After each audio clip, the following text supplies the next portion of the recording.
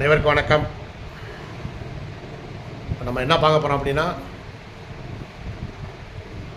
தெய்வ திருமகன் பசும்பொன் முத்துராமலிங்க தேவர் ஐயா அவர்களுடைய வாழ்க்கை வரலாறை பற்றி பார்க்க போகிறோம். 1908 செப்டம்பர் 30 திரு உக்கிரபாண்டி தேவர் அவர்களுக்கும்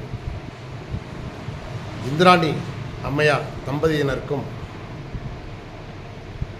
மகனாக வானிலிருந்து தோன்றிய அதிசய குழந்தை இந்த பூமியில் பிறக்குது. உக்கிரபாண்டி தேவருக்கும் இந்திராணி அம்மையார் தம்பதியினருக்கும் மகனாக பசும்பொன் கிராமத்தில், பக்கத்தில் உள்ள கல்லுப்பட்டி கிராமத்தில்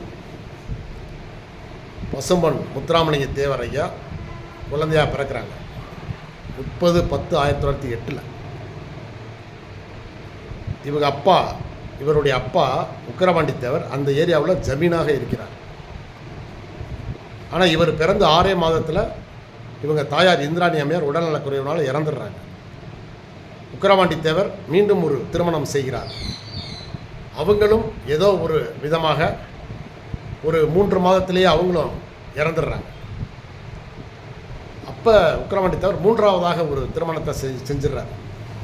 அப்போ யாரோ ஒருவரிடம் கேட்கும்போது என்ன சொல்கிறாரு, இந்த குழந்தையினால தான் உங்களுக்கு வந்து மனைவி ஸ்தானம் நிற்க மாட்டேங்குது, அதனால் இந்த குழந்தைய சொந்த ஊரில் ஊண்டி விட்டுருங்கன்னு சொல்லவும், அவங்க நண்பர்கிட்ட, ஏன்னா இவங்க வந்து குழந்தை பிறந்தது ராம்நாடு, அப்போ இந்த பசும்பொன் கிராமத்து பக்கத்தில் கல்லுப்பட்டின்ற ஊரில் இவங்களுடைய இந்திராணி அம்மையாருடைய தாயார் பார்வதி அம்மாட்ட கொண்டாந்து குழந்தைய வளர்க்குறக்கா கொண்டாந்து விட்டுறார். 6 மாதம் 8 மாதம் குழந்தையிலே. அப்போ திடீர்னு இந்த குழந்தைய வந்து அழுது அதுகளுக்கு உடம்பு சரியில்லாமல் போகுது அந்த குழந்தைக்கு. அப்போ என்ன சொல்கிறாங்க, தாய்ப்பால் கொடுத்தா தான் நல்லது, தாய்ப்பால் கொடுக்கணும் அப்படின்னு சொல்லவும், அந்த நேரம் தாய்மார்கள், பால் கொடுக்கக்கூடிய தாய்மார்கள் அந்த ஊரில் அவ்வளவாக இல்லாதனால ஒரு முஸ்லீம் தாய் அவங்க வந்து முன் வர்றாங்க, நான் பால் தர்றேன் அப்படின்னு சொல்லி. ஸோ அந்த முஸ்லீம் தாயிடம் பால் அருந்தி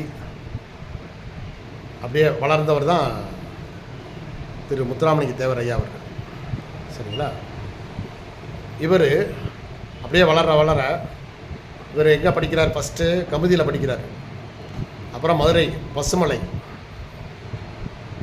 அதுக்கப்புறம் உயர்கல்விக்கு போகிறாரு.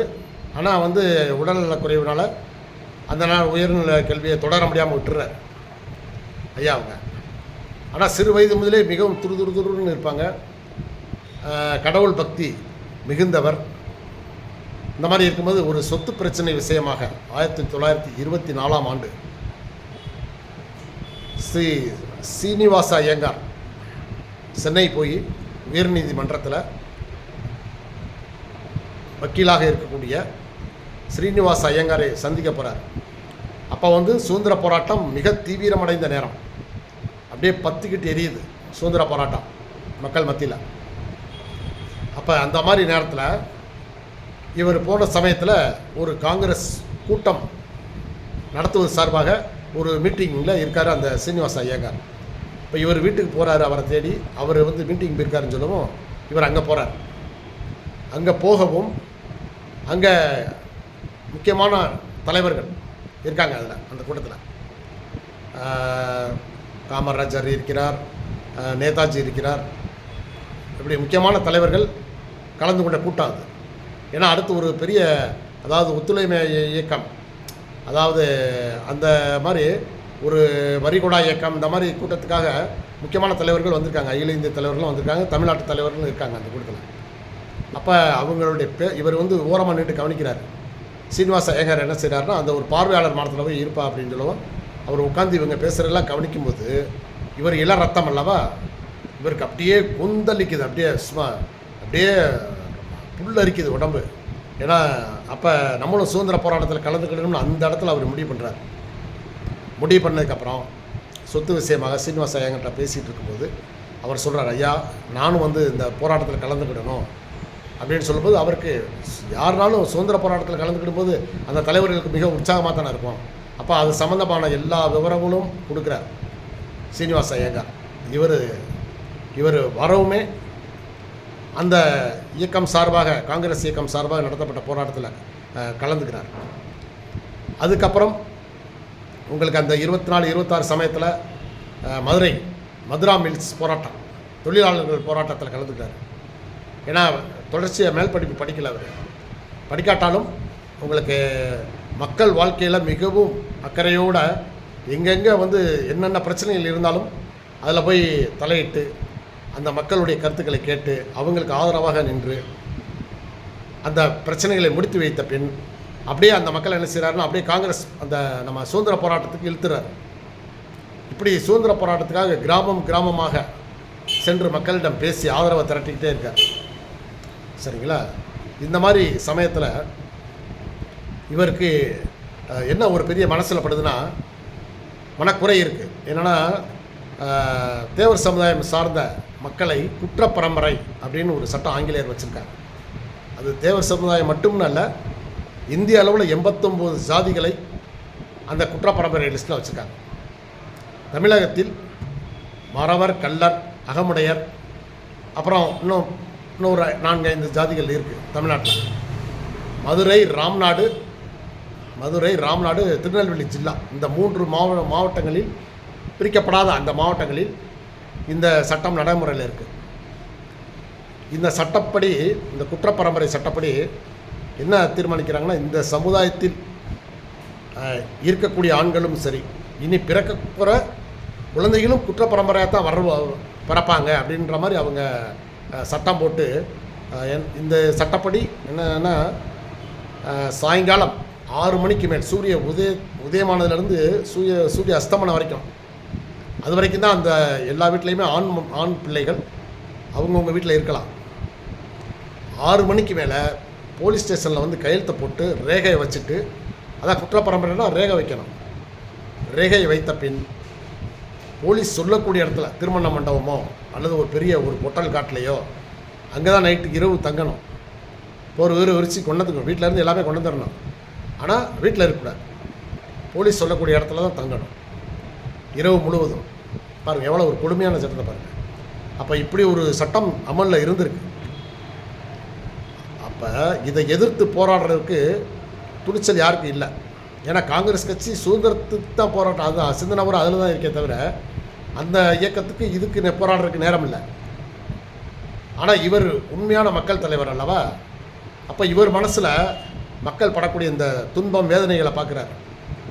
இது மிக கொடுமையான சட்டம்ங்கிற வச்சு அவர் ஊராக என்ன செய்கிறாருன்னா, காங்கிரஸ் கட்சிக்காக பிரச்சாரம் பண்ண போகும்போது மெயின் அந்த குற்றப்பரம்பரை சட்டத்தை கையில் எடுத்துக்கிறார். இதை நீக்கித்தான் ஆகணும் அப்படின்னு சொல்லி மக்கள்கிட்ட பேசுகிறார். இவர் பேச பேச பேச பேச மக்களுக்கு அப்படியே கொந்தளிக்குது. ஏன்னா சரி, நமக்கு இந்த பிரச்சனைக்கு தீர்வுக்காக ஒரு தலைவன் வந்துட்டார், அப்போ நம்ம அவருக்கு சப்போர்ட் பண்ணணும்னு என்ன செய்கிறாங்க, மக்கள் அனைவரும் ஆதரவு கொடுக்குறாங்க. இந்த குற்ற பரம்பரை சட்டத்தை நீக்கணும் அப்படிங்கிறதுக்கு இவர் அறிவிக்கிற போராட்டத்திலாம் ஆயிரக்கணக்கில் கலந்துக்கிறாங்க. அப்போ இது இந்த போலீஸுக்கு பிரச்சனையாகுது. ஏன்னா இவர் எல்லா ஊர்களையும் போய் பிரச்சாரம் பண்ணும்போது, இவர் காங்கிரஸுக்கு பிரச்சாரம் பண்ண போகிறாருன்னு விட்டுறாங்க. ஆனால் அங்கே பேசும்போது இது சம்மந்தமாக குற்றப்பரம்பரை சட்ட சார்பிலையும் நிறைய வார்த்தைகளை பேசுகிறார். பேசும்போது என்ன சொல்கிறாரு அப்படின்னா, நிறைய இந்த மாதிரி குற்றப்பரம்பரை சட்டத்தை நீக்கணும் அப்படின்னு சொல்லும்போது அந்த மக்கள் மிக அப்படியே கொந்தளிப்பு, நல்ல அந்த ஒரு வேகத்தில் இருக்காங்க. உடனே என்ன செய்கிறாங்கன்னா, உடனே இவங்க என்ன செய்கிறாரு அப்படின்னா, எல்லா கூட்டத்திலையுமே இந்த குற்றப்பரம்பரை சட்டத்தை எடுத்தே ஆகணும் அப்படின்னு சொல்லி திருநெல்வேலி, ராம்நாடு, மதுரை இந்த 3 மாவட்டங்களையும் கையில் எடுத்துக்கிறார்.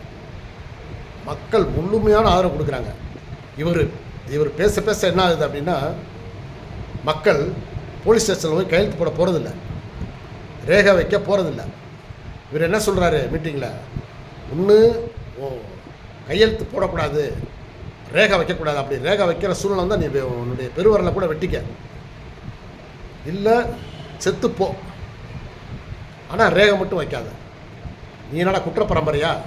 என்ன குற்றம் பண்ணிட்டார் நீ அப்படின்னு வீராவசியமாக பேசுகிறார். அவரை பொறுத்தவரை தேசியமும் தெய்வீகமும் இரு கண்கள். அதே போல் வீரம் இல்லாத விவேகம், கோழைத்தனம், கோழையாக இருப்பதை விட சாவதே மேல் அப்படிங்கிறதான் திரு முத்துராமலிங்கத்தவருடைய ஒரு தாரக மந்திரம்.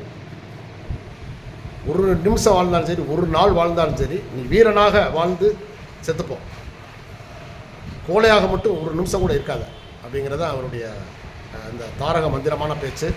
ஸோ அவருடைய வீரத்தை பார்த்து மக்கள் அவர் பின்னாடி அணி திரள்றாங்க. அப்போ இது நாளுக்கு நாள் இந்த ஆங்கிலேய அரசு போலீஸுக்கு ரொம்ப சிக்கலாகுது. யாருமே வர்றதில்லை, போலீஸ் ஸ்டேஷனுக்கு கையெழுத்து போடுறதுக்கு ரேக வைக்கிறதுக்கு வர்றதில்லைன்னு சொல்லும்போது என்ன ஆகுதுன்னா, குறையுது எண்ணிக்கை. 1000 பேர் வந்து போட்ட இடத்துல ஒரு 100 பேர் வந்துட்டு போட்டு போகிறேன். அது கூட அடிக்கு பயந்து வந்து போடுறேன். ஏன்னா அப்போ இதை வந்து இதனால் இப்போ முத்துராமலிங்கத்தவர் இருக்கனால தான் இந்த மாதிரி பிரச்சனை வருதுன்னு அவர் ஒரு மீட்டிங்க்கு வர்றப்ப என்ன செஞ்சிடறாங்க, அரெஸ்ட் பண்ணி சிவகாசிக்கு போலீஸ் ஸ்டேஷனுக்கு கூட்டி போயிடறாங்க. இந்த தகவல் சுற்று அந்த வட்டார பகுதியில் சும்மா காட்டு தீயாக பரவி 5000 பேருக்கு மேலே போலீஸ் ஸ்டேஷன் இருக்கிறால நல்லா இருந்தால் ஒரு 200 பேர் கூட அந்த அந்த அந்த வெளி வராண்டாவில் நிற்க முடியாது. சுற்றி 5000 பேர் வந்துட்டாங்க ஆயுதங்களோட. அப்போ வேறு வழியே இல்லை. முத்துராமலிங்கத்தவரை வெளியே விட்டால் தான் நாங்கள் வந்து கலைஞ்சு போவோம், இவங்க ஷூட்டிங் பண்ணிடுவோம் அப்படி இப்படிலாம் மிரட்டி பார்க்குறாங்க. மக்கள் அசைகிற மாதிரி இல்லை, அப்படியே உட்காந்துக்கிட்டாங்க. அப்போ வேறு வழி இல்லாமல் முத்துராமலிங்கத்தவரை எதுவுமே பண்ணாமல் அப்படியே வெளியே விட்டாங்க. சரிங்களா? ஸோ இது மாதிரி மக்கள் பிரச்சனைகளுக்காக. அதே மாதிரி 1929 கள்ளுக்கடை மறியல் போராட்டம், அதில் கலந்துக்கிறார். அது மட்டும் இல்லை, ஜமீன்தார் ஒழிப்பு போராட்டத்தை கையில் எடுத்து அதையும் ஒழிக்கிறதுக்காக நிறைய போராட்டங்கள் நடத்துகிறார். நடத்திக்கிட்டே வரும்போது 1936 காங்கிரஸ் மாநாட்டில் இவர் வந்து தென் பகுதி முழுவதும் காங்கிரஸுக்கு சப்போர்ட் இருக்கிறனால இவர் வந்து சுபாஷ் சந்திர போஸை தனது தலைவராக, நேதாஜி சுபாஷ் சந்திர போஸை தலைவராக ஏற்றுக்கிட்டார். ஸ்ரீனிவாச ஐயங்காரை தன்னுடைய அரசியல் குருவாக வச்சுக்கிட்டார். ஸோ எது செய்தாலும் இவர்களுடைய ஆலோசனை இல்லாமல் செய்ய மாட்டார். அப்போ தமிழக தென் பகுதியில் உள்ள காங்கிரஸ் தலைவர்கள் அவங்களுக்கு இருக்கக்கூடிய ஓட்டுக்களை எல்லாம் சுபாஷ் சந்திர போஸ் அவர்களுக்கு அந்த 1936 நடந்த காங்கிரஸ் மாநாட்டில் போட வச்சு பட்டாபி சீதாராமர் ஐயரை காங்கிரஸ் அவர் காந்தியடிகளால் நிப்பாட்டப்பட்ட பட்டாபி சீதாராமர் ஐயரை தோற்கடிக்கிறார். அதற்கு பெருவாரியாக உதவியது பசுமன் முத்துராமலிங்க தேவர் அவர் தான். ஏன்னா இவர் ஏற்கனவே வீரமான ஆள். சுபாஷ் சந்திர போஸ் வங்காள சிங்கம், அவருடைய பேச்சு அனல் தெரிவிக்கும் பேச்சு. அப்போ அது வந்து இவரை ரொம்ப கவர்ந்து என்ன செய்யுது, அப்போ அவரை தான் தலைவராக எடுத்துக்கிட்டார். காந்தியின் அகிம்சை முறையில் விட சுபாஷ் சந்திர போஸின் ஆயுத போராட்டம் தான் இந்தியாவுக்கு விடுதலை வாங்கி தரும்ங்கிறது அசைக்க முடியாத ஒரு நம்பிக்கை வச்சுருக்காரு. 1939 என்ன ஆகுது அப்படின்னா, நேதாஜி சுபாஷ் சந்திர போஸுக்கும் காந்தியடிகளுக்கும் ஏற்பட்ட மனக்கசப்பினால் அவர் காங்கிரஸ் இயக்கத்திலேருந்து பிரிஞ்சு ஃபார்வர்டு பிளாக் அப்படின்னு அகில இந்திய ஃபார்வர்டு பிளாக்னு ஒரு கட்சி ஆரம்பிக்கிறார். அதற்கு தமிழக தலைவராக பசுமன் முத்துராமலிங்க தேவர் தான் அவரை தான் நியமிக்கிறார் நேதாஜி. சரிங்களா? 1940 ஒரு மிக பிரம்மாண்ட கூட்டத்தை மதுரையில் நடத்துகிறாரு பசுமன் ஐயா முத்துராமலிங்க தேவர். அதுக்கு நேதாஜியை வர வைக்கிறார். மிக பிரம்மாண்டமான கூட்டம். அந்த கூட்டத்தில் வீராவேசமாக பேசுகிறார் சுபாஷ் சந்திர போஸ். சரிங்களா? அதே போல் 1939 மதுரை மீனாட்சி அம்மன் கோவிலில் ஆலய நுழைவு போராட்டம், அரிஜன மக்களை காங்கிரஸ் அதை கையெடுக்கிறாங்க. அப்போ காந்தியடிகள் சொல்கிறார், இந்தியா முழுவதும் உள்ள தாழ்த்தப்பட்ட மக்களை கோவில்களுக்குள் செல்லக்கூடாது என்று சொல்லிகிட்டு இருக்காங்க. அதனால் வந்து அந்த ஒரு இயக்கத்தை வந்து அங்கங்கே உள்ள தலைவர்கள் நடத்தணும்னு சொல்லும்போது இங்கே வந்து விஸ்வநாத ஐயர் அவர் தலைமையில் மதுரையில் மீனாட்சி அம்மன் கோவிலுக்கு அரிஜன மக்களை கூட்டு போகக்கூடிய போராட்டம் நடக்குது, ஆலய நுழைவு போராட்டம். அதுக்கு முன்னாடி இவங்களுக்கு அனுமதி இல்லை. வெள்ளைக்காரங்களும் அதை ஒத்துழைக்கிறாங்க. எஸ்சி மக்களை மீனாட்சி அம்மன் கோயிலுக்குள்ள விட மாட்டாங்க. அப்போ இதை வந்து போராட்டம் பண்ணி உள்ளே கொண்டு போகணுங்கிறக்காக இது பண்ணுறாங்க. அப்போ அதுக்கு சமாதானம் உடனே அதுக்கு பெரிய எதிர்ப்பு வருது. அது எப்படி ஒரு எஸ்சி மக்களை எப்படி ஆலயத்துக்குள்ளே கூட்டு போகலாம் அப்படின்னு சொல்லி நிறைய போராட்டம், அதாவது அதை எதிர்ப்பு போராட்டம் பண்ணுறாங்க. உடனே பீஸ் கமிட்டி மீட்டிங்னு ஒன்று வைக்கிறாங்க. என்ன அப்போ வந்து அதுக்கு ராஜாஜி வர்றார். ராஜாஜி இருக்கார், விஸ்வநாத ஐயர் இருக்கார், இதுபோல் முக்கியமான சில தலைவர்கள் இருக்காங்க. அவங்க அதில் முத்துராமலிங்க தவிர அவரும் கலந்துக்கிறார். அவர்கிட்ட என்ன சொல்கிறாங்க, எல்லோரும் கலந்து பேசி, ஏன்னா அவங்களும் நம்ம மக்கள் தானே, அவங்களும் நம்மளை மாதிரி ஒரு மக்கள் தான். ஸோ எல்லாருக்குமே இறைவனை கும்பிடக்கூடிய உரிமை இருக்குது. ஸோ அதனால் அதை தடை செய்யக்கூடாது. அதனால் வந்து நம்ம எல்லோரும் சேர்ந்து நம்ம அந்த ஆலய நுழைவு போராட்டத்தை வெற்றிகரமாக ஹரிஜன மக்களை கோயிலுக்குள்ளே அழைச்சி சென்று சாமி கும்பிட விடணும். இதுக்கான நிறைய எதிர்ப்பு வரும். பூரா எல்லாம் வெட்டுவேன் குத்துவேன்னு பூரா ரவுடிகளாக நிற்கிறாங்க, கோயிலுக்குள்ளே விடக்கூடாதுன்ட்டு. அதனால் தேவரையா மனசு வச்சால், அவர் மனசு வச்சா மட்டும்தான் இந்த போராட்டம் வெற்றி அடையும். அதனால் எல்லோரும் சேர்ந்து அவர்கிட்ட கேட்டுக்கிறாங்க ஒரு கோரிக்கை, தேவரையா நீங்கள் மனசு வச்சா தான் இந்த ஆலய நுழைவு போராட்டம் வெற்றி அடையும். அதனால் வந்து நீங்கள் ஒத்துழைக்கணும் ஐயா அப்படின்னு சொல்லும்போது அவர் என்ன சொன்னார், சரி எனது சகோதரர்களாகிய ஹரிஜன மக்களை ஆலயத்திற்குள் சென்று மீனாட்சி அம்மனை தரிசிக்க வைப்பது என்னுடைய பொறுப்பு. நான் முன்னாடி நிற்கிறேன், எவன் வருவான்னு பார்த்துருவான். எந்த ரவுடி வந்தாலும் சரி அவன் பாண்டிலே நான் பார்த்துக்கிறேன், நான் நிற்கிறேன்யா, இந்த போராட்டம் வெற்றிகரமாக முடியும் அப்படின்னு சொல்லி நீங்கள் தைரியமாக போங்க, சென்னைக்கு போங்கன்னு சொல்லிட்டு அவங்களை அனுப்பி விட்டுறாரு. அந்த தேதி வருது. அன்னைக்கு தேவரையா நிற்கிறார் கோயில் வாசலில். எந்த பிரச்சனையுமே இல்லாமல், ஏன்னா அவர் முதலே வர முன்னாடியே ஒரு துண்டு பிரசுரத்தை போட்டாங்க. ஏன்னா இது மிக முக்கியமான ஒரு போராட்டம், இதில் வந்து எனது தலைமையில் நடைபெறுது, இதில் யாராவது வந்து வில்லங்கம் பண்ணணும்னு நினச்சிங்க அப்படின்னா உங்களுக்கு அதே பாணியில் உங்களுக்கு பதிலடி தரப்படும். ஸோ அதனால் வந்து தைரியம் இருந்தால் நீ மீனாட்சி அம்மன் கோயில்கிட்ட வா அப்படின்ட்டு ஒரு துண்டு பிரசுரத்தை போட்டு விட்டாங்க. ஒரு பயம் இல்லை, தேவரையா நிற்கிறார். அப்போ அந்த விஸ்வநாத ஐயர் ஒரு 5-6 முக்கியமான ஹரிஜன மக்களை கூட்டு போய் மீனாட்சி அம்மன் தரிசிக்க விட்டு அப்படியே திரும்பி போகிறாங்க. ஸோ இந்த மாதிரியெல்லாம் ஒரு முக்கியமான ஒரு இது வந்து அவரால் மட்டும்தான் முடியும். அதே போல் சுதந்திரம் அடையுது. சுதந்திரம் அடைஞ்ச பின் அவர் வந்து ஐயா அவங்க எலெக்ஷன் வரும்போதெல்லாம் ஜில்லா போர்டு தலைவராகிறாரு. முதுகுளத்தூர் தொகுதிக்கு அவர் தான் ராஜா. அதே போல் அருப்புக்கோட்டை பாராளுமன்ற தொகுதியில் அவர் தான் கிங்கு. எத்தனை தடவை போட்டிட்டாலும் சரி ரெண்டு தொகுதியிலையுமே வந்து வேட்புமனு தாக்கல் செய்வார், ரெண்டுலேயும் ஜெயிப்பார். ஏதோ அப்புறம் ஜெயித்த பின் ஏதாவது ஒன்றை கேன்சல் பண்ணிப்பார். அதே போல் 1952 வருடம் சுதந்திரம் அடைஞ்சிருச்சு.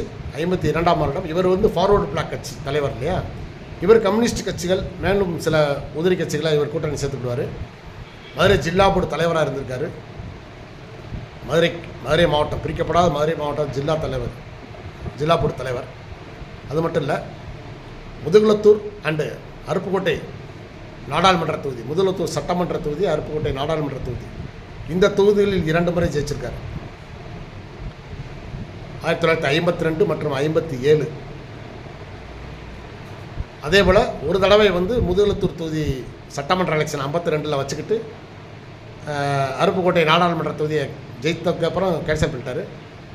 57 நடந்த தேர்தலில் நாடாளுமன்ற அந்த வெற்றியை மட்டும் தக்க வைத்து கொண்டு முதுகுளத்தூர் சட்டமன்ற தொகுதியில் பெற்ற வெற்றியை ராஜினாமா பண்ணுறார். இப்போது மக்கள் பிரச்சனைகளை கையில் எடுத்து மக்களோடு மக்களாக இருந்து அவங்களுடைய தேவைகளை எல்லாம் பூர்த்தி செய்து, குறிப்பாக ஹரிஜன மக்களுக்கு மிகவும் ஆதரவாக இருந்து அவங்களுடைய அந்த அடிமனைத்தனத்திலிருந்து வெளியே வரணுங்கிறத ரொம்ப தீவிரமாக இருக்கார்.